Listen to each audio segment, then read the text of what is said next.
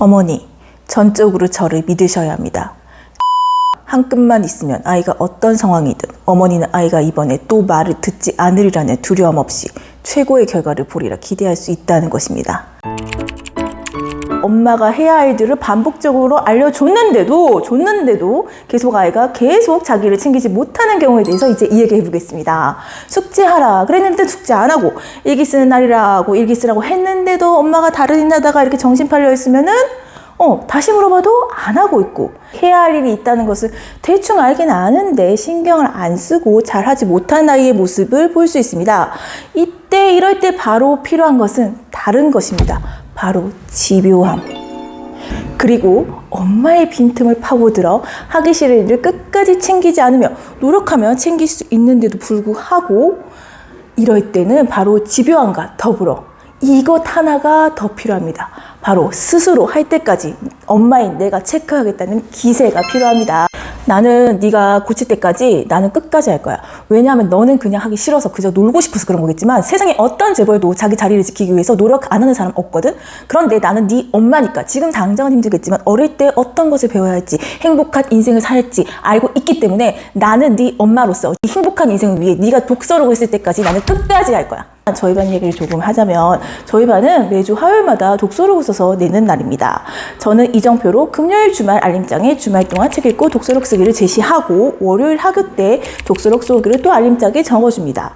처음에 검사를 하면은 반에서 한 10명 정도는 안 써옵니다. 엄마가 챙겨주지 않는 한 처음에는 많이 놓친다고 보시면 됩니다. 그러는 시간에서 자기가 할 일을 잘 알지 못하기 때문에 안 챙겨주면 까먹기 때문이죠. 이렇게 한 3, 4주 정도는 학교에서는 제가, 가정에서는 엄마가 챙기기 시작하면 아이들은 이제 알림장을 보고 스스로 하기 시작합니다. 한 주를 시작하는 월요일 다음날 화요일에 독서록을 내는 날이라는 시간적 흐름을 자기 일로 인식할 줄 알고 이제 루틴, 즉 습관으로 자리 잡히기 시작했으니까요. 이렇게 아이들의 할 일을 하나 루틴으로 넣었습니다. 그런데 시간이 지나면서 끝까지 안 써오는 아이들이 반에서 한 3, 4명 있답니다. 이런 아이들이 바로 엄마의 선생님의 빈틈을 파고들어 끝까지 하기 싫어하는 아이들이라고 할 수 있는데, 하기 싫어서 계속 안 챙기는 아이들입니다. 이들에게는 검사를 한 후 안 써온 이유를 꼭 체크하고 내일 가지고 와라라고 이야기해야 됩니다. 여기서 별거 아닌 것 같은데 가장 중요한 거, 내일 까먹고 검사를 하지 않으면 안 된다는 것입니다.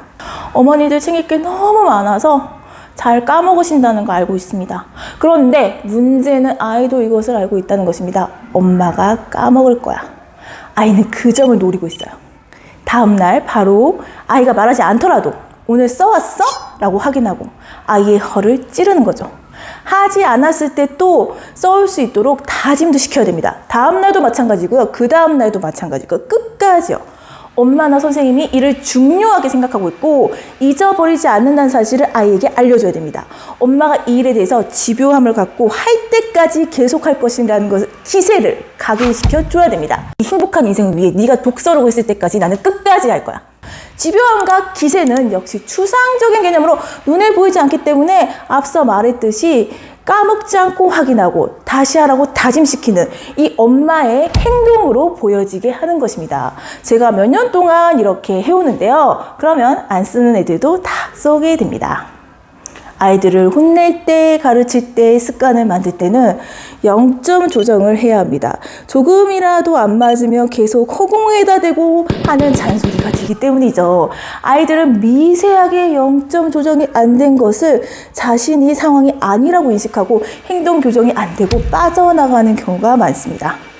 이 아이가 약한 것, 왜 안 되는지 알고 그 부분만 정확히 표현해서 말하면 어느 정도 시간을 들여 반복만 하시면 습관을 만들거나 나쁜 버릇을 고칠 수 있습니다.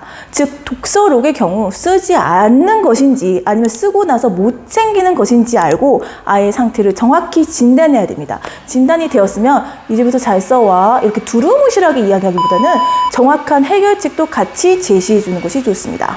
할 일을 전반적으로 못 챙기는 경우 저녁 먹은 후 알림장 보고 하지 않은 일을 해라 라든가, 만약 쓰고도 잘 챙기지 못한 경우라면 독서록을 쓰고 가방에 집어넣어라.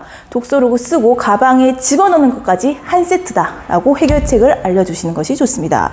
이렇게 하나씩 아이들이 해야 할 일을 습관으로 잡아주시면 아이가 조금씩 자라면서 다른 일도 챙겨야 할 때 같은 방법으로 이어지기 때문에 다음번에는 더 쉽게 자신들의 일을 잘 챙길 수 있도록 만들 수 있습니다. 이렇게 되면 모두가 부러워하는 엄마 친구 아들 엄친아가 되는 거죠. 어른이 생각하기에는 작은 것들이 아이에게는 큰 영향을 미치는 것이 많기 때문에 오늘 영상 제작하게 되었습니다. 도움이 되셨으면 좋겠습니다. 감사합니다.